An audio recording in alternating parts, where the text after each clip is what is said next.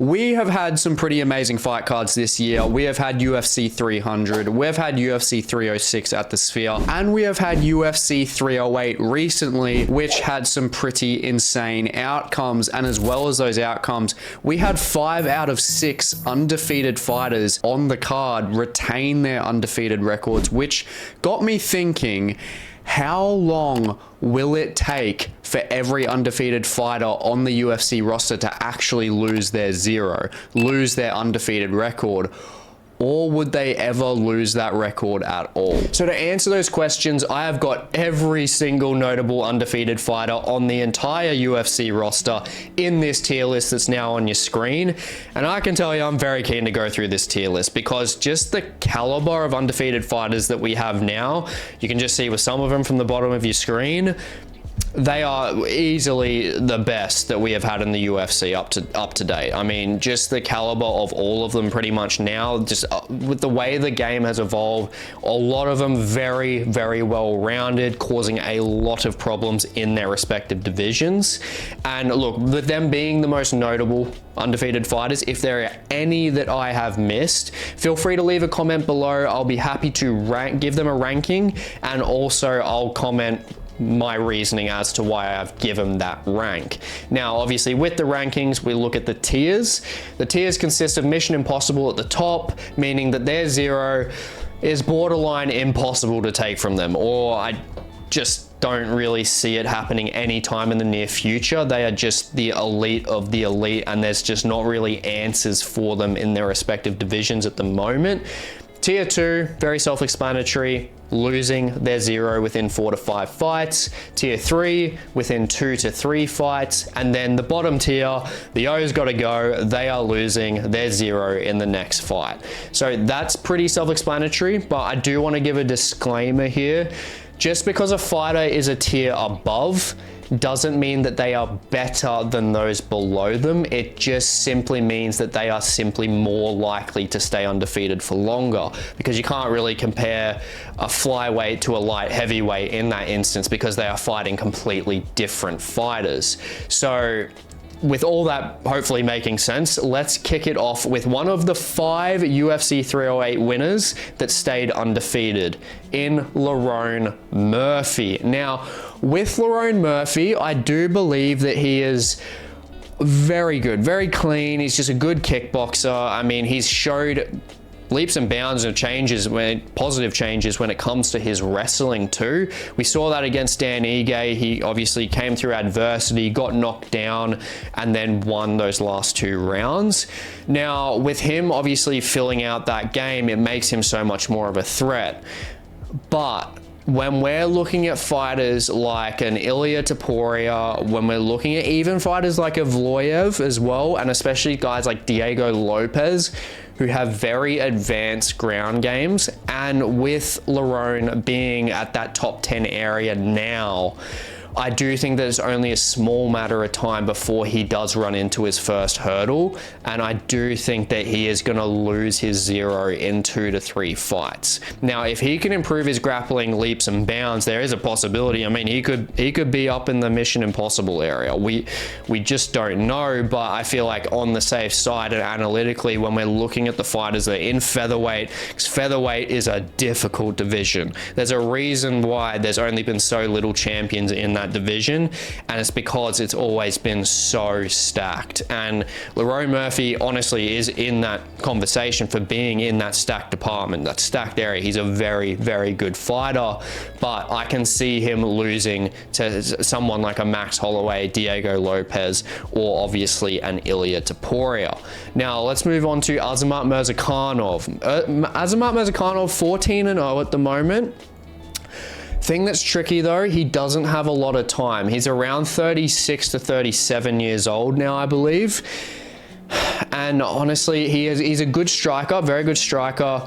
He's got a very short reach, but his boxing, just his timing and everything is very, very good. And he can cause a lot of damage to those fighters in that division, in the light heavyweight division, without a doubt. But I think when he's getting against fighters that are just as fast and do have that power, like your Khalil Roundtrees, even your Jamal Hills, don't like mentioning him, but anyone like that, that's when I think he can run into a hurdle, and that's where I do think that he's going to be in that 2 to 3 fight range. Now, he is good, don't get me wrong, but I think that time is just working against him. And I honestly, with the way that he fights, I think the speed cutting down from him aging, that is going to be his kryptonite overall. It's just his time on the clock. Now, Farid Basharat, honestly, this guy, he's not in the rankings, so that's where it's a little bit kind of skewed when it comes to this tier list, because fighters that are fighting like the best of the best, like your Lon Murphys and your Azamats who are already ranked, they often do have a shorter time frame to keep their wins, which is going to be that 2 to 3 fights, because they have just more dangerous opposition. Now, Farid Basharat, he's obviously not ranked. He's fairly low down. He's kind of in that 20 to 30 range in the rankings of that bantamweight division. 13-0.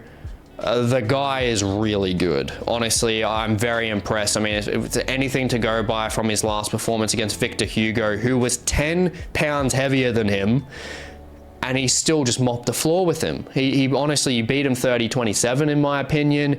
His transitions are some of the best in that division, without a doubt.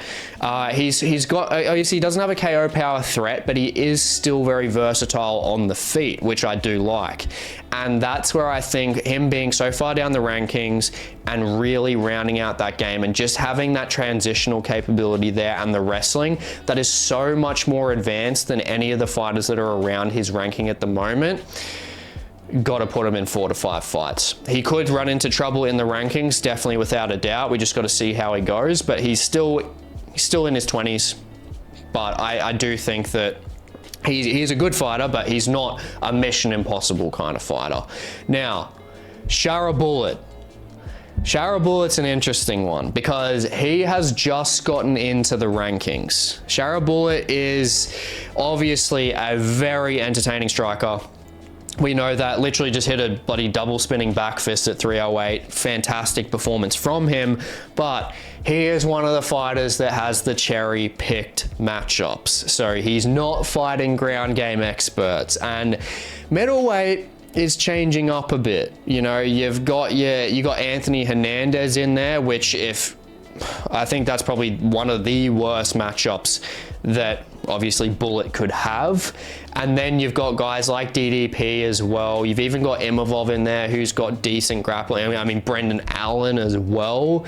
These are the type of guys that are gonna cause him problems. And the fact that Bullet is now ranked, I got to be putting him lower in the 2 to 3 fight range. I think he's amazing, don't get me wrong, but there's just too many holes in his ground game against fighters that when he just doesn't have a choice in the rankings, when it comes to him being in the top 10, he's going to have to fight a grappler at some point. And this guy being in the rankings now, he's now 12th. 2 to 3 fights, he's going to have to be fighting in the top 5 unless he's losing before then. So I think that he's going to be able to get a matchup that will be more so cherry picked for him in the lower part of the rankings. But any further than that, I think in 2 fights, I think he's going to face his first L. Now, Tatiana Suarez, moving on to her, she's obviously the only girl in this list, which is... It's not great because I'm putting her in O's gotta go. I think she is a good fighter. Don't get me wrong. She is very good, but it's her health. Her health is just terrible. She just she's in and out constantly. I think if she stayed healthy consistently, she would be an absolute nightmare. But the fact that she has been out of competition for so long and she just hasn't been consistent, on top of, most importantly, she is going to be fighting Virna Jandiroba, who is the opposite of her in terms of consistency. Virna Jandiroba is very consistent and she is a ground game expert, just like Tatiana, but Jandiroba is a submission freak. She has very versatile submissions, destroyed Lemos, obviously has beaten pretty much most of her opposition now in the UFC, to be honest. And I think Tatiana Suarez is not going to be beating her. And I think just with that next matchup that's happening, literally, I believe in December, I just don't see her getting the better of that. And I think that O's got to go next. Now, moving on to the complete opposite range, we have got boards. Khamzat Chimaev. I don't think we really need to say anything about that. Khamzat Chimaev is a freak. This guy is a beast. I don't think anyone is beating him. There is a chance for Dricus du Plessis if he can survive on the ground, because Khamzat Chimaev is honestly the most dangerous first round fighter pretty much in MMA history. I honestly believe he is just a freak of nature. What he did to Robert Whittaker at UFC 308 did not even break a sweat. 14-0 now. His striking is improving as well, and it doesn't even really matter because no one has the takedown defense to actually stop him getting them to the ground. So the striking doesn't even matter because he's going to get you to the ground. He's either going to choke you out or he's going to beat the living shit out of you until you get TKO'd or KO'd. That's pretty much it with Khamzat Chimaev, and he is looking so filled out, just so good at middleweight. And I still don't know how the hell he made welterweight, honestly, but he's a guy, if he keeps going the way he's going at 30 years old, there's definitely a double champ status chance for him without a doubt, because his grappling would honestly annihilate most of the fighters at light heavyweight at this point in time, and I just don't see anyone that is beating him. The only chance I think that there is DDP in the prime form of his life. So definitely putting him in Mission Impossible at this point in time. Now, Andre Lima is an interesting fighter. He is a flyweight fighter, but he is a big flyweight. Definitely very big. I'm very surprised that he's making flyweight. He hasn't made it at certain points in his career, and I think he will move up to bantamweight at some point. But if we're judging him just on flyweight, I think honestly, I think he's got to be 4 to 5 fights. He is very good, very clean kickboxer. In his last fight, he showed an amazing ground game against Santos, which is usually the other way around. Santos would be doing that to him, which pretty much everyone thought. But honestly, Andre Lima, his kickboxing, very good. He's just so physically dominant in that flyweight division. It is ridiculous. He won't be there for long. I really don't think so. And it's hard to match him up in comparison to bantamweight fighters because we haven't really seen him there. But I think where we're looking at flyweight, too big, kickboxing, really good. He's 10-0. He's just really improving on performance on performance on performance. So I'm pretty happy putting him under Farid in that 4 to 5 fight range in that second tier. Now, Mick Parkin, very good fighter. I had him in my underrated fighters in the heavyweight division, which I will obviously leave that video in the link in the description if you haven't checked that out already. But Mick Parkin, he is probably one of the most technical heavyweights we do have on the feet, but we haven't seen a lot from him on the ground. There's a few questions that we have. I mean, Mick going against guys that have a lot of heavyweight power. I think anyone just in that top 5 range, you know, I guess the heavyweight division split in half because you got like a lot of fat guys at like the 7 to 8 and onwards range, and then everyone like champion to 7 is very physically strong, just fit, just athletic freaks. And I think when Mick gets to that point, I think that's when he's going to be struggling. So he is 10-0 at the moment, and he's going to be getting ranked soon. But I do think when it comes to that and pushing through, I think he beats pretty much everyone in that 7 to 15 range. But once he gets to that top 5 to top 6 range, I think that's when he does lose. Now, how many fights is that going to take him? I think he's going to have another 3 fights of being undefeated. I think he's got another 3 fights in him. I think he wins his next one, gets into the ranking, and then wins another 2, and then faces someone like a Cyril Gane, anyone just really in that top, like Pavlovich, anyone like that, I just don't see him beating them, to be honest. He's a great fighter, great striker, especially for the heavyweights, and demolishes outside of the rankings for sure.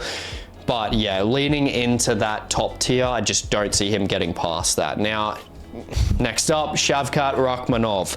Shavkat was an interesting one just before, because when I was originally making this video, Belal hadn't pulled out, and Belal's an interesting test for Shavkat Rakhmonov, because Belal is obviously has no stamina issues, is very physically strong, and his striking has improved so much. Now, can Shavkat finish Belal? That's a question. I mean, he could, but Belal is someone that's just very difficult to even bet against at this point. He's on a ridiculous win streak. He's looked insane, but obviously we're not getting that fight. Now, when we look at Shavkat then in comparison to the rest of the division, obviously not Belal now. So if we look at the JDMs, the Ian Garys, we look at obviously Kamaru Usman as well, that's where I think Shavkat's at the top. Shavkat, aside from, I think, Belal, honestly, and possibly Leon Edwards, if Leon's striking is just in tip-top shape, because Shavkat's one weakness that I see is his strike defense. He lets his chin just stay straight up, and he gets caught, but he has a very durable chin. I mean, that happened a lot against Jeff Neal, which Jeff Neal has power, so that really credits Shavkat's chin, but I just don't think, in terms of like, if there's any power punches, then I think that he would be in trouble, but we just don't really have them there. So I'm putting Shavkat under Khamzat Chimaev, but he's a puzzle that I just don't think we have anyone at the moment that can seriously figure him out while Belal is injured. So yeah, I'm pretty comfortable putting him in the top tier. Now, Hyder Amil, if you haven't heard of him before, he is a guy that's 10-0 at the moment, is very explosive, very strong, and he's just a bulldozer. He's a very good fighter. But I will say, I think that he is going to be probably around the middle here, maybe about here, 2 to 3 fights away, because he is good, but he has been caught multiple times. I mean, his defense isn't fantastic, but he's just got very good recovery. He's a very just bulldozer-based fighter. He's just kill or be killed. And I mean, he's killed every time, but there's performances from him where I've seen him get caught, and if that's against any higher ranked fighter, if he's fighting anyone that's like in the top 15, then he's going to be in trouble. And around that 145-pound range for him, that's going to be an extreme issue, because a lot of fighters, pretty much anyone in that top 15, they are going to be able to expose Hyder Amil. Now, that's where I think if he keeps having performances that he does have, so the 2 to 3 fights where he is just annihilating people and making the fights extremely entertaining, that's where I think he can get boosted up very high, and that's where I think he'll fight for around that ranking position, or even fight for around top 14, or the 14th or 15th ranked. And that's where I think that he will probably get taken out. I honestly do think so. I definitely recommend you check him out. Some of his fights are extremely entertaining, and it is understandable at this point in time with the fighters that he is fighting why he is undefeated at the moment.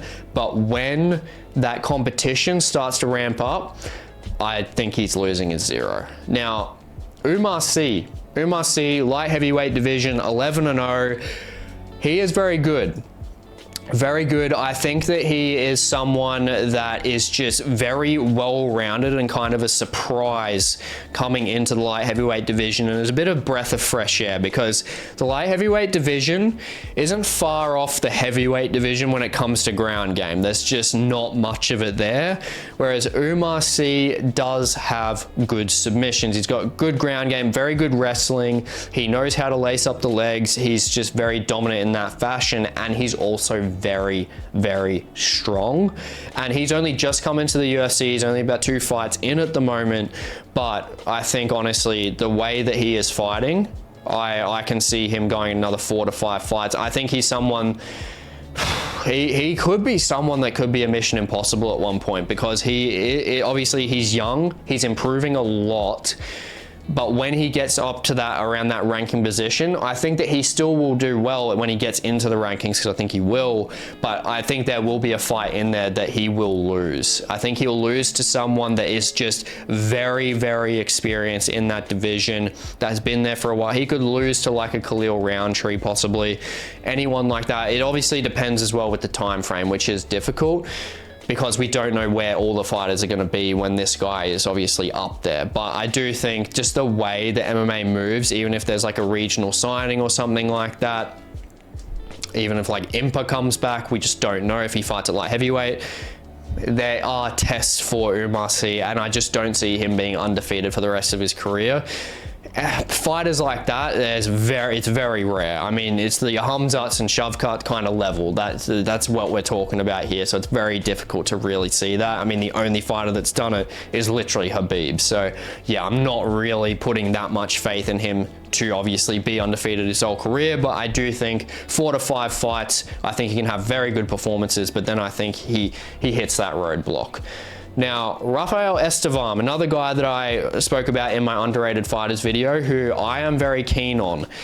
He is very good.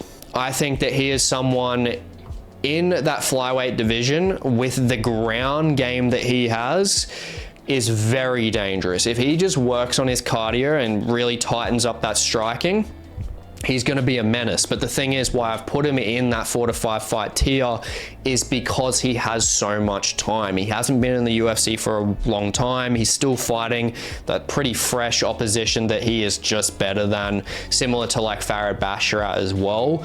And that's where I think he can bulldoze a lot of fighters. I mean, just in contrast to that ground game, he literally ragdolled Charles Johnson for almost 15 minutes, and Charles Johnson just went on a 4-fight finish streak this year.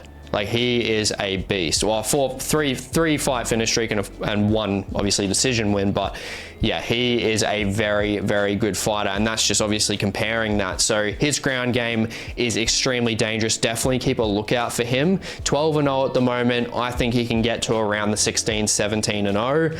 And then I think when it comes to the striking and all that, when it comes to flyweight and that fast pace and his cardio, that's where I think eventually he will run into some trouble. And especially if he gets older, I think with him getting older, I think he will run into a loss at some point, because his style is really favored by being young, being energetic, having you know, a lot of gas to burn, whereas his style when he's older is going to be a detriment to him.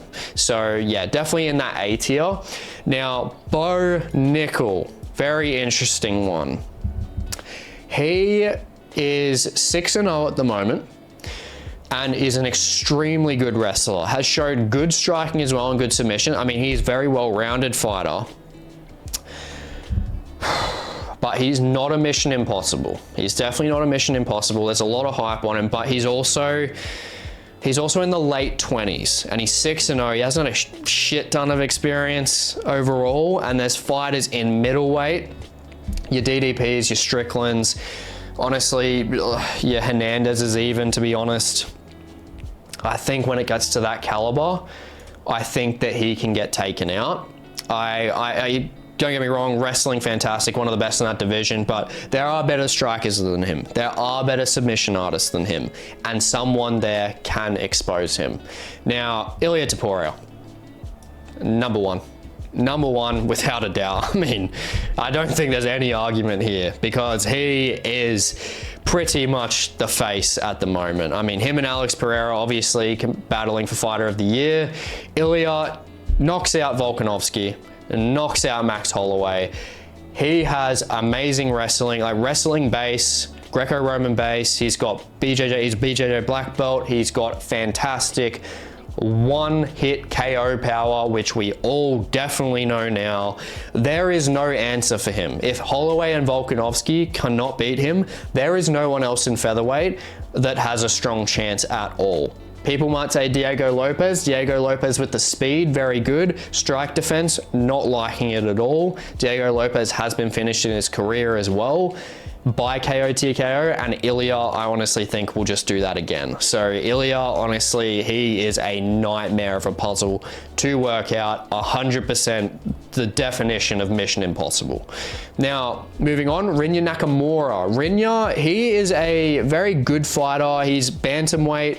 He's a good wrestler, 9-0 at the moment. I do think that he suffers from fighting very poor competition though. And when he moves up into those rankings, while also moving close to those rankings, as well as the issue with him not being super consistent in terms of fighting, he doesn't fight that often. Got to probably put him around here. I think he'd be in the mid, around the 2 to 3 fight range. I think once he starts actually having to ramp up in competition, I think the striking will be an issue for him at bantamweight with some of the fighters that are there just outside the rankings, and also obviously moving into the top echelon of the rankings, like 10 to 15 ranked. I mean, if he runs into like a Peyton Talbot, that's where there's going to be a big issue there, and I think that's definitely not far-fetched to happen. And I think a striker like that is going to take his O, and I think it was probably going to be a finish if he does lose, because trying to beat Rinya Nakamura by a decision is very difficult because his wrestling is very good. So I think it's going to take someone to knock him out. And I think if there's anyone like Peyton Talbot, any of those fighters in there, I think that can happen. Now, moving on, Movsar Evloev. Movsar, 18-0. Now, he suffers very similar in the same division to Lon Murphy. He suffers from the same thing in terms of being so high up in that division already. He doesn't have much breathing room in terms of how many fights he has to stay undefeated. Now, with him, I think I'm going to have to put him down here. I think he's in between Bullet and himself. It's one of those two are at the end. It's just the caliber of opposition that are there and the holes that we have seen with Evloev now. We've seen Evloev almost get his arm and his leg ripped off by Diego Lopez. And we've also seen him, now with the rule change, he probably would have got beaten by Arnold Allen. When it comes to those knees to a grounded opponent, Arnold Allen could have arguably won that fight and took him out. Now, obviously, taking those away, he still won both of those fights. He's a very good fighter, obviously decision merchant, but that's credit to obviously his wrestling and people not being able to do anything about it. And when it comes to him matching up against the Ilias, even against Aljamain Sterling, there's a possibility there that he could lose. I'm edging towards Movsar though. That's why I haven't got him in the O's got to go category, but it's very close to there. That's why I've got him at the end. Now, if he fights Diego Lopez again, I think he probably does lose. If he fights Ilia, he will lose. And they're really the options that he's got up there, especially if he's beating Aljamain Sterling, who is the bantamweight champion. Like, there's just not many places for him to run. And I think he is a good fighter, don't get me wrong, but it's just levels in that featherweight division. So sadly for Evloev, I think that 18-0 is going to go pretty soon. I don't think he's going to get to 20-0. I think he'll be 19-0 and then he's going to be 19-1. Now, moving on to Gene Matsumoto. This guy is good. He is one of the lower ranked bantamweights at the moment. He's just beaten Brad Katona and he's very young, but man, it's got laser striking, very nice striking, good boxing. Definitely recommend you watch the Brad Katona fight he was in. Very good submissions as well, good with his wrestling. I think the takedown defense is it leaves a little bit to be desired, but he is very good in terms of offensive wrestling and offensive submission base as well. And he's 16-0. Honestly, he will be, I think, if he's beating Brad Katona, he's beating, honestly, most of the people outside the rankings in bantamweight, to be honest. I just think with how young he is, it's around 24, 25 years old, the way that he's going to be able to push, this guy's going to be around here. I think he's going to be a 4 to 5 fights, possibly possibly even better than Farid, to be honest. That fight would be insane. I don't know who would win that, but he's honestly, Gene is, being that young, he's like 4 or 5 years younger than Farid. With him, if he consistently gets into his prime, he is going to be a machine by the time he's like 30 or 31 years old. One of the most dangerous prospects we have in the UFC at the moment, for sure. Very well-rounded. I do think, though, again, it's one of those similar stories. I think when we get into the rankings, I think when it comes to the wrestling defense, when we have some of those fighters in bantamweight, like obviously they might not be there then, but when you got fighters similar like Marab, you know, you've got very wrestle heavy based fighters, especially in bantamweight, that's when Gene Matsumoto is going to run into some trouble. And I think honestly he'll probably be around, I think he'll probably get up to around 21-0 until he loses his 0, to be honest. He's very, very good. Now, Michael Morales in the welterweight division, he's already up there. He's kind of getting into that top 10. He's in that top 10 to top 15 range now. He's 17-0. Amazing just physical stature for welterweight. Very, very long reach, about 79 inches of reach. And he's very, very good with his kickboxing. He has one of the best jabs in that division easily. And he's ultimately just very, very good. But tricky thing for him is his stylistic matchup compared to the division he's in. The wrestlers in welterweight, some of the most dangerous wrestlers there are. And Morales, that is his weaker point. It's not necessarily weak, but when you're comparing it to like your Usmans, even your Gilbert Burns, your Sean Brady's, I think that's when we're looking probably around the 2 to 3 fight range. I'd probably say more up towards like the 3 fight, maybe around here. I think that he is very good. Honestly, I hope he makes waves. And I think just with how young he is at the moment and just how consistent he is looking, he could definitely get a title shot at some point, but I don't think he'll be getting a title shot as an undefeated fighter. That's just the issue. I think a lot of these guys honestly could get title shots at some points. It's just them not being undefeated, that's all. Now, obviously, Michael Morales, he's just a very good fighter, honestly. He's very clean with his striking. He doesn't really have a submission-based game, which again is kind of a hindrance in terms of that wrestling against those other fighters in his division.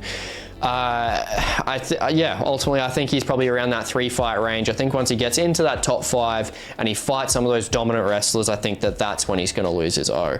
Now, moving on to Daniel Marcos. Daniel Marcos is a very, very good fighter when it comes to the feet.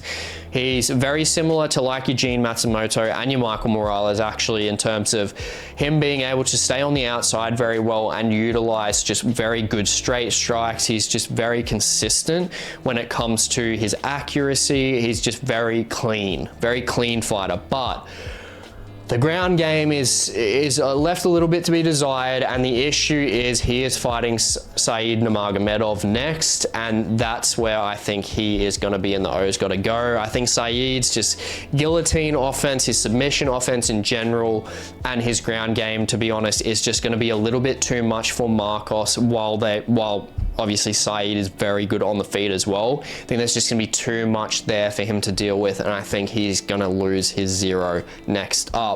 Now, Ian Machado the Cuck Gary, next up. This guy, honestly, thumbnail says it, and I'm gonna state it.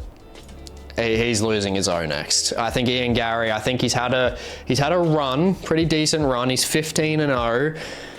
But stylistically in the welterweight division with the fighters that he's got to fight, I like JDM better on the feet. I don't think he has just the full takedown offensive threat to keep JDM on the ground. Shavkat will probably chin him.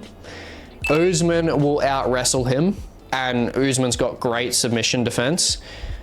I just don't see anyone in the top 5 that he is going to have to fight next that he can beat. The only one, unless he fights Sean Brady maybe, and he can keep Sean Brady at bay, but if that's a 5-round fight, I'm taking Sean Brady. So it's realistically, I just don't think, I think he's a good fighter, don't get me wrong, but there's just not any answers for him there realistically in that top 5. Might be at most, depending on the matchup he gets, could be up here, but honestly, I've got to put him at the bottom of O's got to go. Possibly actually here, I'll probably put him here. Daniel Marcos fighting Saeed, which is confirmed, compared to Ian Gary, which we don't have a confirmed fight. I do think that Ian Gary ultimately, though, I just don't see him beating your Usmans, your even Bilal's. I don't think he's beating Leon. I don't think he's beating Sean Brady. I just don't see him beating anyone at the top there, to be honest. Now, moving on from Ian Gary, Peyton Talbot. This guy is right up here, right up at the 4 to 5 without a doubt. He, depending on his ground game, could be a mission impossible. We just haven't seen much of it. 9-0 in the UFC at the moment, has brutally annihilated pretty much all of his opponents. He has destroyed Cameron Simons, somehow didn't split him from consciousness, credit to him. And then also the French cat, I can't remember his name off the top of my head, Yanis Gamori, killed him in like 40 seconds or something. It was just ridiculous. One shot and he was down on the ground dead. I mean, Peyton Talbot has ridiculous power in his hands. We all know that. I mean, he has been put on notice. Just night and day difference now. This guy will have a shit ton of hype behind him. And honestly, from the performance we're seeing so far, in combination with the opposition that he is facing now, I think he's pretty easily going to be getting that around that 4 to 5 fight range, staying undefeated. He's at least going to be that 14 to 15-0, I do believe. When it comes to those bantamweights, he's just that special talent. And I just don't see anyone that's really beating him there. I think any one of these guys in the bantamweight division that is fighting him, even in this list, I think will struggle pretty badly. I mean, Farid will probably might be able to give him some trouble, and Gene, but I think anyone else, I just don't see it happening, to be honest. I think, yeah, he is a serious threat in that division, and honestly, he could even get up to eight fight win streak, just because it's 4 to 5. That's just an estimate there, but yeah, he could be closing in on that mission impossible by the time he gets into his prime. Now, Danny Barlow, very good fighter. He's got very, very powerful hands. That left hand that he has is just a one-hitter quitter, will shut someone's lights out completely. But his last fight, I was a little put off by. You can tell there's a couple holes in his game, to be honest, which I think that when it comes to the wrestling department, I think that there are holes that can be exposed there. Now, I do think that he's someone that will probably be able to be around that 2 to 3 fight range, somewhere around the top. It's just in terms of the experience of the opposition that he's fighting now. That's a big factor in this tier list. He's someone that's going to be able to honestly tear apart a lot of the fighters that just simply aren't durable and don't have a huge wrestling threat. And yeah, Barlow on the feet is extremely dangerous, and I think that he can get through the next couple of fights being undefeated around that 12 to 13-0. But I think if we're getting up in that division and then we get around, you know, the wrestlers, he is in welterweight, obviously the prime wrestling division, that's when he's going to run into some issues. Now, Aliskab Kizriev. This guy, I'm not too much of a fan of him, to be honest. I think he's probably the most overrated undefeated fighter on the roster, to be honest. His stand-up is not great. Dennis Tululin almost took him out in the first round. He was laying damage on him pretty well, was beating him on the feet. Kizriev only won that round because of his ground game, and Dennis Tululin is like losing 50 fights in a row at this point. So yeah, I'm not too high on him, and I think once we get a pretty decent stand-up competition when it comes to any of those opposition in the middleweight division that are primary strikers, I think he's gonna probably be losing, to be honest. I put him around that two fights, and then I think he's just going to get exposed by a striker. He's got very good grappling, very good takedowns especially, but yeah, on the feet, I think it's just too much to be desired. Now, last but definitely not least, we have Umar Nurmagomedov. Now, Umar, this guy is probably honestly the best in the bantamweight division at this point. I mean, beating Corey Sandhagen like that, showing that striking that he has now, it's just really put a whole new dynamic on his game. And it's just going to make a lot of fighters a lot more scared of this guy. I gotta put him in Mission Impossible. I think that he is in that 3rd place in Mission Impossible. I don't think that he is the be-all, end-all. He's not like Ilia in featherweight where there's absolutely no answers. I mean, we know that Umar has been tagged before. He's been dropped in the 1st round against the Kazakhstani bloke that he fought. But yeah, I just don't see anyone that's going to be well-rounded enough to deal with him everywhere. If Umar goes and fights Merab, Umar just has so many more offensive threats that Merab simply just does not have. Merab doesn't have the KOs, he doesn't have the submissions. Umar has both. And going against even Sean O'Malley just doesn't have the takedown defense. He's got the striking, doesn't have the takedown defense to deal with Umar. And then, yeah, I just think the only one that could possibly take him out at the moment, that I honestly do think so, is possibly Figueiredo. I think Figueiredo is probably the only one because he's got the power there. He's got good takedown defense and good offensive submissions, which Umar has all ticked off as well. So that's the only possibility I can really see. But yeah, this is the tier list. I really hope you enjoyed the video, and please like, comment, subscribe, and I will catch you in the next one.